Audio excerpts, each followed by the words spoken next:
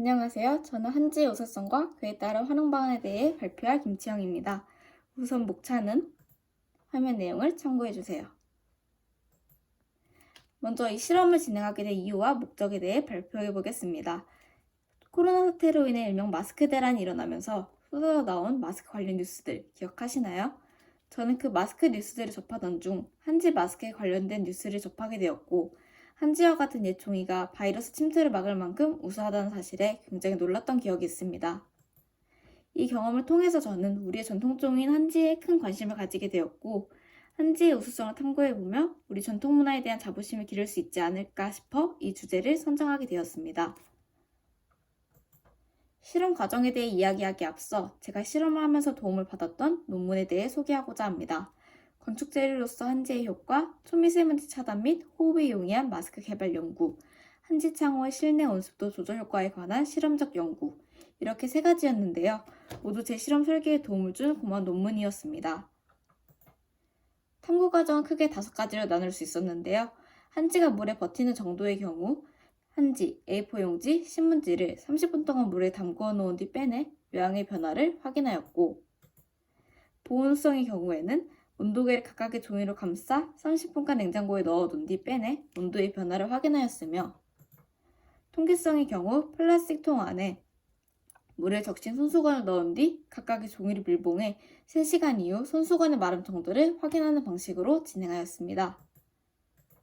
한지의 강도의 경우에는 플라스틱 통을 각각의 종이로 밀봉한 뒤 열쇠를 10cm씩 늘려가면서 떨어뜨려 어떤 높이일 때 종이가 찢어지는지 확인함으로써 실험을 진행하였고, 마지막으로 햇빛 투과성의 경우 스탠드를 종이로 감싸 햇빛이 투과되는 정도를 확인하였습니다.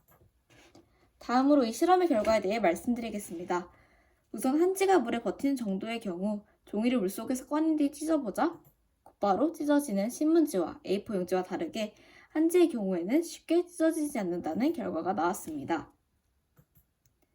보온성의 경우에 한지 외의 종이, 즉 A4 용지와 신문지로 감싼 온도계의 경우에 47도, 34도의 차이를 보였지만 한지의 경우 21도라는 작은 차이를 보임으로써 한지의 보온성이 우수함을 증명해내었습니다. 통기성의 경우에는 A4 용지와 신문지로 밀봉한 통에 있던 손수건의 경우 물기가 굉장히 많이 남아있었지만, 한지로 밀봉한 통의 경우에는 물기가 거의 남아있지 않고 다 마른 상태였습니다. 다음으로 물리적 강도의 경우에는 한지가 아닌 신문지와 A4 용지로 밀봉한 통에 떨어뜨렸을 때는 12cm, 23cm의 낮은 높이에서 뚫렸지만 한지의 경우 36cm라는 굉장히 높은 높이에서 뚫리게 되었습니다.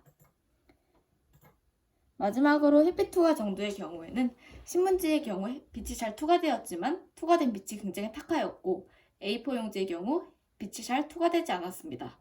그러나 한지의 경우에는 신문지와 마찬가지로 햇빛이 잘 투과되었으며 그 투과된 빛이 굉장히 은은해 보기 편안하였습니다. 이런 결과들을 통해서 제가 생각해낸 활용 방안은 의류, 건축, 놀이용품 등이 있었고, 그 외에도 생각해보면 많을 것이라고 예상이 됩니다. 제가 탐구 수행 과정 중 가장 잘했다고 생각하는 점은 바로 한지의 우수성을 보여줄 분야를 굉장히 다양하게 설정하였고, 중간에 긴 탐구 시간으로 인내와 기다림의 시간을 거쳐야 했고, 몇몇의 변수들이 있었지만 어떤 분야도 제외하지 않고 최종적으로 탐구를 완료했던 점인 것 같습니다. 햇빛이 LED 등으로 대처하는 등의 변수 해결을 통해서 상황 대처 능력을 키울 수 있었고, 긴 시간에 걸친 탐구를 이겨내면서 실험에 대한 열의를 보일 수 있었던 것 같습니다. 마지막으로 소감에 대해서 이야기해 보겠습니다. 저는 이번 탐구를 통해서 어렵고 난해하게만 보였던 탐구를 이전과 다른 조금 더 긍정적인 시각으로 볼 수 있었고, 다양한 실험들을 진행하면서 단순히 책을 보거나 문제를 풀어서 얻는 수동적인 지식이 아닌 제가 스스로 실험에 습득한 능동적인 지식을 얻을 수 있었다는 점에서 매우 의미가 있었습니다. 마지막으로 저는 이번 탐구를 통해서 전통문화가 환경적으로 어떤 가치가 있는지, 그리고 이것이 미래 도시에 어떤 영향을 끼칠 수 있는지 좀 더 알아보고 싶다는 생각을 하게 되었고, 이를 통해서 친환경 미래 도시 건설에 조금 더 뭔가 사용될 수 있지 않을까 하는 생각이 들기도 하였습니다. 이상으로 발표를 마치겠습니다. 감사합니다.